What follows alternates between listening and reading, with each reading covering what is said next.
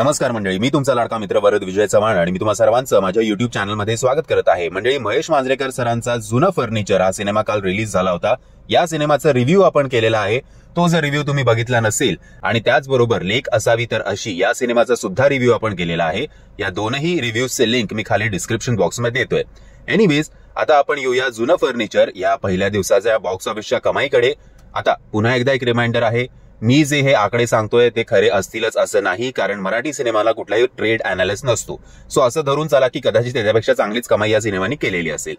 असो, विविध वेबसाईट्सनुसार या सिनेमाने काल कमवलेले आहेत जवळजवळ 34 लाख रुपये। काल ओव्हरऑल ऑक्युपन्सी या सिनेमाची होती अख्ख्या दिवसभराची फक्त 9.96% ची, ज्याच्यात मॉर्निंग शोचे 6.58% होते, आफ्टरनूनचे 11.05 तर इव्हनिंगचे 12.26%। आता आपण टेरिटरी वाईज बघूया। मुंबई या टेरिटरीमध्ये ओव्हरऑल ऑक्युपन्सी होती 10% फक्त, पुण्यामध्ये 10.33, नागपूरमध्ये 11%, औरंगाबादमध्ये संभाजीनगरमध्ये 10.33%, कोल्हापूरमध्ये 4.50%, नाशिकमध्ये 10% तर सांगलीमध्ये सुद्धा 60%।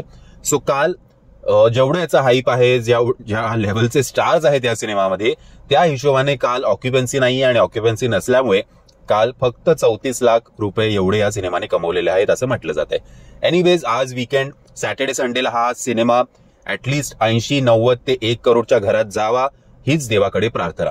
म्हणजे जर तुम्ही हा सिनेमा बघितला असेल तर या सिनेमाबद्दल तुमचं मत काय आहे हे कमेंटच्या माध्यमातून कळवा। आणि जर तुम्हाला हा व्हिडिओ आवडला असेल तर प्लीज या व्हिडिओला लाईक, शेअर आणि चॅनलला सबस्क्राईब करायला विसरू नका। जय हिंद, जय महाराष्ट्र।